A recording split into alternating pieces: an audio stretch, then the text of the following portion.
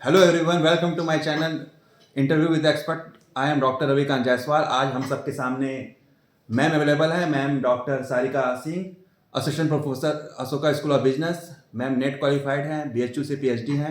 आज हम लोग इनसे जानेंगे कि हम लोग किस तरीके से प्रिपरेशन करें कि नेट हम आजकल के जो जनरेशन के बच्चे हैं उतना ज़्यादा समय दे नहीं पा रहे हैं अपने एजुकेशन के लिए, और एकेडमिक सेक्टर में वो अपना कैरियर कैसे बना सकें। इसके लिए हम लोग जो भी आपकी क्वारी है मैंने उसको नोट डाउन किया है, और हम चाहते हैं कि वन बाय वन मैम इसको इलोबरेट करें, एक्सप्लेन करें, जो हम सब के लिए बहुत ही बेनिफिशियल हो। सबसे पहले मैम हम जानना चाहेंगे कि जो नेट एग्जामिनेशन है, गवर्नमेंट ने जो नेट को एप्लीकेबल किया है उसका इम्पोर्टेंस क्या है और उसकी स्कोप क्या है। Good morning everyone. So net जो है, सबसे पहले तो मैं ये बता दूं कि असिस्टेंट प्रोफेसर की जो जॉब है एक हाईएस्ट पे स्केल की जॉब होती है और सबसे रेप्यूटेटेड जॉब है अपनी कंट्री में, है ना। और गवर्नमेंट ने इसके लिए बहुत सारे अपॉर्चुनिटीज़ दिए हुए हैं सभी को, प्राइवेट सेक्टर में भी हैं और गवर्नमेंट सेक्टर में भी इसके बहुत ज़्यादा कह सकते हैं कि डिमांड्स हैं जी। अगर हम प्राइवेट सेक्टर की बात करें तो अब ऐसे बहुत सारे नॉर्म्स बन गए हैं कि बिना नेट वालों को कॉलेजेस ले नहीं पा रहे हैं। तो बच्चों के बहुत बड़ा चैलेंजेस है कि बच्चे अच्छे नंबर से पीजी के कोर्सेज कंप्लीट कर ले रहे हैं, उसके बाद भी वो नेट क्वालिफाइड नहीं कर पा रहे हैं।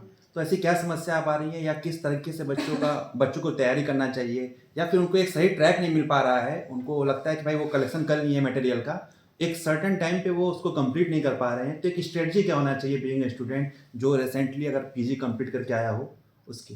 जी। तो नेट का जो एग्ज़ाम है वो काफ़ी, अगर देखा जाए तो कॉमर्स की अगर हम बात करें तो क्लास 11 से लेके एमकॉम तक के पूरे सिलेबस कवर होते हैं।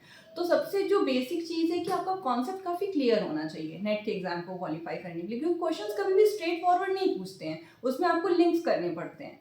ठीक है। और स्ट्रैटेजी क्या है कि आपको अपने शॉर्ट नोट्स तैयार करिए। कुछ बुक्स हैं, जैसे कि आप आर गुप्ता अगर है तो वो प्रीवियस ईयर के पेपर्स की बुक होती है, पीछे उसमें एक्सप्लेनेशंस भी दिए होते हैं। आप प्रीवियस ईयर के पेपर्स को सॉल्व करिए। 10 to 15 ईयर्स के पेपर अगर आप सॉल्व करते हैं तो ईजिली आप नेट क्वालिफाई कर सकते हैं। मैम जो यूजीसी का पैटर्न था इनका, जो नेट का पहले तो था कि स्ट्रेट फॉरवर्ड क्वेश्चन पूछते थे। अब मतलब ऐसे क्वेश्चन पूछते हैं जब तक कि हम उनका डिटेल नॉलेज ना एक्वायर कर लें तब तक हम उनका रिप्लाई नहीं कर सकते हैं। तो अगर हम लोग फर्स्ट पेपर की बात करें तो ऐसे क्या क्या सोर्सेस हैं जो बच्चे उसको अप्लाई करें और उसको अच्छे से समझ सकें और अच्छा स्कोर कर सकें, अगर सेकेंड में कम भी नंबर आते हैं ताकि उसका कंपनसेट हो सके। जी। जैसे कि फर्स्ट और सेकंड पेपर दोनों ही अपने अपने में इम्पोर्टेंट है क्वालिफाई करने के लिए। सेकंड सब्जेक्ट से है, फर्स्ट जो है जनरल पेपर है।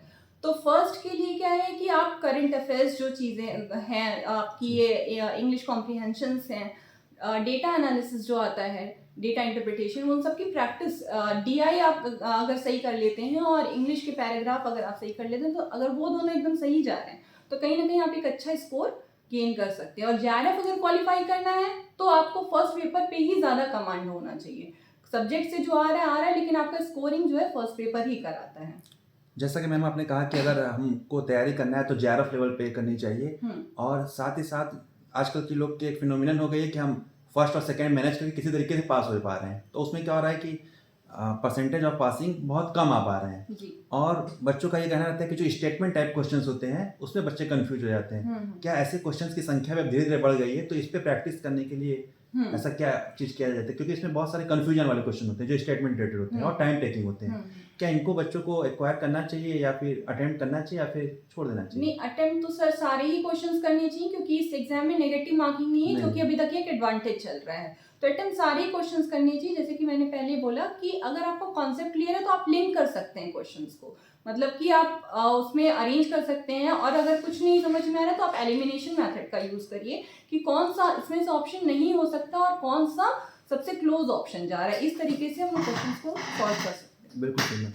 आज के समय में देखा जा रहा है कि जो यूनिवर्सिटी है, प्राइवेट यूनिवर्सिटी है, ये सिर्फ ऐसा नहीं है कि सिर्फ पीएचडी वालों को ही कंसिडर कर रहे हैं। इवन उनका एक क्राइटेरिया हो गया है, जैसे अमेठी यूनिवर्सिटी की बात करें कि इनके मैक्सिमम ब्रांचेस में हो गया कि पीएचडी अगर कोई है उसके साथ साथ नेट भी होना चाहिए। कहीं ना कहीं नेट ने अपने क्वालिटी को, स्टैंडर्ड को मेंटेन किया है। पीएचडी एक तरह से लोग वहाँ का जो एंट्रेंस एग्जाम है उसको देकर एडमिशन पा लेते थे, लेकिन अब पीएचडी के एडमिशन को भी नेट से जोड़ दिया गया है। तो ये एक अच्छी पहल किया गया है क्वालिटी ऑफ एजुकेशन के लिए कि अगर कोई बच्चा अगर पीएचडी भी किया है तो सिंपल सी बात है कि नेट पे उन्होंने एक अच्छा खासा स्कोर गेन किया है। तो मैम अगर क्या क्या लगता है कि अगर फ्यूचर में नेट के थ्रू ही अगर बच्चे इस तरह से एलिजिबल होते हैं और उनके अगर हम लोग सेल्फ स्टडी की बात की जाए तो ये क्या पॉसिबल है कि वो सेल्फ स्टडी करके अपना पीएचडी के लिए तैयारी कर सके खुद घर पे बैठने के लिए पीएचडी के लिए से? जी जी बिल्कुल कर सकते हैं। सेल्फ स्टडी सबसे जो है स्ट्रॉन्गेस्ट किसी भी स्टूडेंट के लिए जी। सेल्फ स्टडी सबसे ज़्यादा ज़रूरी होता है। अगर आप इधर आप कोचिंग कर रहे हैं या किसी भी चीज़ से सेल्फ स्टडी के लिए आप किसी यूट्यूब चैनल को प्रेफर कर सकते हैं। आप उसको कॉन्टिन्यूस बेसिस पे फॉलो करके तैयारी कर सकते हैं। एक स्टूडेंट को हम मिनिमम कितने घंटे पढ़ने चाहिए? सर वो डिपेंड करता है कि प्रीवियस उनके कॉन्सेप्ट्स कितने क्लियर हैं। अगर बहुत ही वीक स्टूडेंट है तो उसको टाइम देना पड़ेगा एटलीस्ट 7 to 8 आवर्स। लेकिन अगर ऑन एवरेज है तो कम से कम 3-4 घंटे डेली उसको निकालना पड़ेगा अगर ये एग्ज़ाम क्वालिफाई करना है तो जैसा कि मैम ने बताया कि हम लोग को अगर स्टेटमेंट वाले क्वेश्चंस या मल्टीपल चॉइस क्वेश्चंस जैसे होते हैं अगर आपको ना समझ में आ रहा हो कि इसके राइट आंसर क्या है तो बहुत ही अच्छा टेक्निक मैंने बताया कि आप एक एक चीज़ को एलिमिनेट कीजिए। जो क्वेश्चंस के आंसर्स आपको लगते हैं कि ये नहीं हो सकते उसको आप पहले हाइड कर दो, फिर इसी तरह सेकेंड थर्ड करो तो सिंपल सी बात है लास्ट में हमारे पास राइट आंसर आ जाएगा। और 7 से 8 घंटे की स्टडी हम सब के लिए बहुत ज़रूरी है कि अगर हमको लगता है भी ऑनेस्टली कि हमको चीज़ों को क्वालिफाइड करना है, ये एक नॉर्मल ट्रेडिशनल एग्जाम नहीं है कि हम एमकॉम में अच्छा परसेंटेज पा गए तो नेट निकाल सकते हैं। नेट बहुत ही डेप्थ लेवल पे क्वेश्चंस पूछ रहा है और उम्मीद है कि मैम ने जो शॉर्ट समय में आपको जो टेक्निक्स बताई हैं, जो इनके बहुत सारे स्टूडेंट रहे हैं जो निरंतर नेट और जेआरएफ वगैरह क्वालिफाइड किए हैं और मैम ने इस पर काफ़ी वर्क भी किया है और रिसर्च पेपर भी मैम के पब्लिकेशंस हैं और बुक्स भी पब्लिकेशन है। मैम कौन कौन सी बुक आपके पब्लिश? अभी मेरा फंडामेंटल्स ऑफ एंटरप्रेन्योरशिप की बुक पब्लिश हुई है बीबी और बीकॉम के स्टूडेंट्स के लिए और मेरे 6 रिसर्च पेपर्स पब्लिश्ड हैं। तो अगर हम लोग आने वाले समय में कोशिश करेंगे कि मैम का दोबारा कुछ समय लेकर जो भी इनका एक्सपीरियंस है वो आपके साथ शेयर करेंगी और उम्मीद है कि इस चैनल के थ्रू जितने भी बच्चे हैं वो सेल्फ स्टडी करना चाहते हैं या जो छोटे मोटे डाउट थे उनके क्लियर हो गए होंगे। ठीक है ma'am, thank you so much for coming my channel. Thank you.